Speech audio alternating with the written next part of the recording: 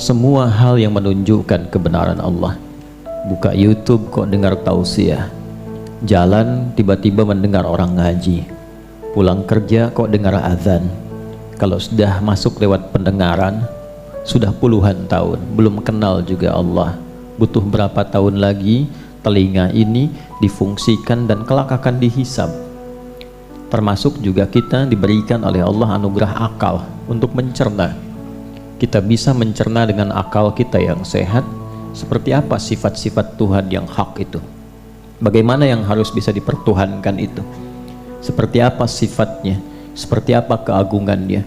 Diberikan akal yang sehat, pendengaran yang sehat, pandangan juga yang kuat, sudah puluhan tahun tapi belum mampu mengenal Allah. Nah, itu semua sumber pengetahuan satu saat akan dihisab. Quran surah ke-17 Al-Isra di ayat ke-36, wala taqfu ma laysa laka bihi ilm innas sam'a wal basara wal fuada kullu ulaika kana anhu mas'ula.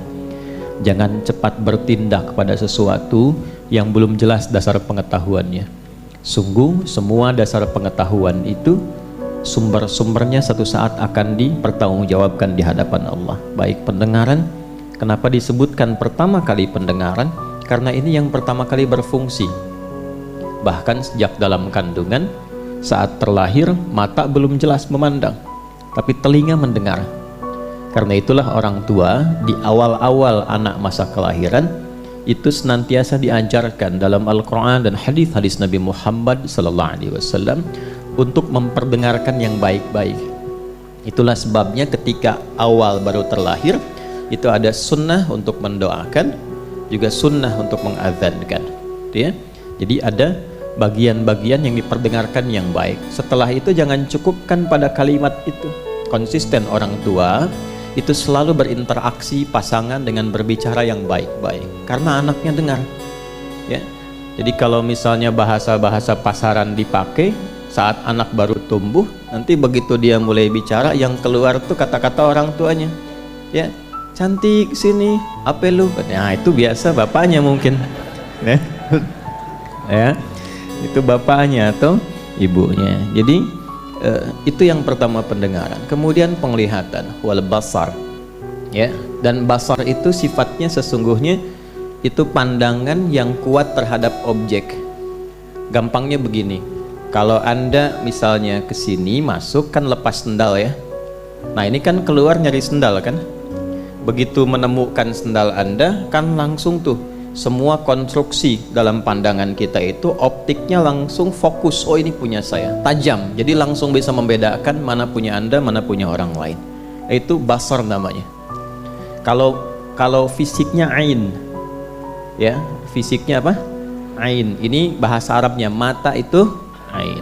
Mata-mata, ya, nah, biasa itu, ya. Kita tanya sama anak pesantren, kamu tidur apa bahasa Arabnya? Tanam Ustaz. Kamu tidur-tiduran? Tanam-tanaman, ya. Nah, ini basar itu menatap dengan tajam. Tapi ini sindiran yang halus dan tajam. Kata Allah, kamu ini kalau urusan dunia kenapa sih begitu tajam tatapannya? Ya, ibu begitu tajam bisa bedakan 100.000 dengan 50.000 cuma dengan warnanya saja, ya. Kenapa ketika diberikan hidayah tidak setajam itu menatapnya? Itu sindiran halus tapi tajam. Itu ada ilmunya di bahasa Arab itu. Kenapa kalau urusan dunia, urusan proyek itu begitu tajam? Urusan materi tatapannya tajam. Kenapa untuk akhirat yang abadi itu ketajaman mata itu tidak digunakan, kata Allah. Kepekaan pendengaran itu tidak dipakai. Karena kan telinga itu fisiknya udhun, fungsinya sama'. Ya, sami'a itu mendengar dengan detil, ya, mendengar dengan detil. Karena itu ketika kita i'tidal dari ruku' kita ucapkan sami Allahu liman, ya Allah engkau pasti mendengar dengan sangat detil kepada hambamu ini yang tengah memujimu. Ya, kenapa diawali dengan pujian? Karena kita akan doa dalam sujud diperpanjang. Karena itu rumus dalam berdoa kalau ingin cepat dikabulkan, satu dibuka dengan istighfar, kemudian yang kedua dilengkapi dengan pujian. Ya, kita istighfar dulu, lalu memuji Allah, baru kemudian meminta.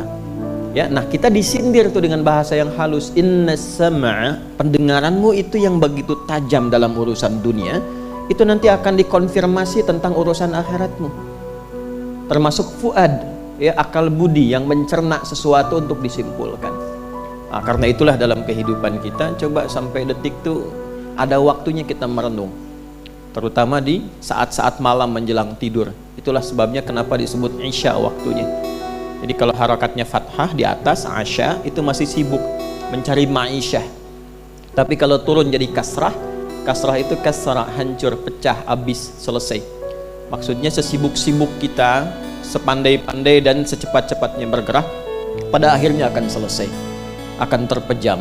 Nah, diberikanlah kita itu pelajaran setiap malam untuk terpejam, supaya merasakan kalau besok-besok terpejam untuk selamanya dan tidak bangun kembali. Bekal apa yang dibawa? Karena begini kata Al-Imam Al-Ghazali itu, orang itu kalau dia mimpi, itu bekal mimpinya dibawa dalam keadaan sebelum tidurnya. Jadi apa yang Anda rasakan saat tidur, itulah yang dibawa ketika Anda bangun sebelumnya. Ya. Makanya kan ada yang saat tidur senyum, ya kan? Ada yang saat tidur misalnya kan ya membahas apa, dia bicara sendiri, itu terbawa memori sebelum tidur. Nah, apa yang Anda rasakan pasca tidur, itulah yang dibawa setelah Anda tidur. Karena itu saat bangun itu pertama kali yang difikirkan kan hasil mimpi kan? Ya, bukan kredit motor yang kemarin belum lunas kan? Ya. Yang saat tidur begitu bangun itu merespon keadaan saat tidur. Karena itulah kemudian untuk menetralisir itu kita berdoa. Itu mahal sekali ilmunya, mahal. Nah, sama persis itu kan miniatur kehidupan yang kita bawa ke akhirat. Apa yang dibawa ke alam kubur itu hasil pekerjaan kita sekarang saat hidup di dunia, sebelum tidur di alam kubur. Itu maksudnya. Jadi kalau kita siapkan sekarang, kuburannya nyaman.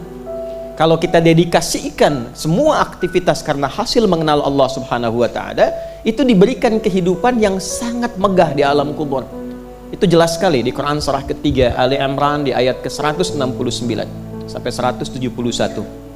وَلَا تَحْسَبَنَّ الَّذِينَ قُتِلُوا فِي سَبِيلِ اللَّهِ أَمْوَاتًا بَلْ أَحْيَاءٌ عِنْدَ رَبِّهِمْ يُرْزَقُونَ فَرِحِينَ بِمَا آتَاهُمُ اللَّهُ مِنْ فَضْلِهِ وَيَسْتَبْشِرُونَ بِالَّذِينَ لَمْ يَلْحَقُوا بِهِمْ مِنْ خَلْفِهِمْ أَلَّا خَوْفٌ عَلَيْهِمْ وَلَا هُمْ يَحْزَنُونَ.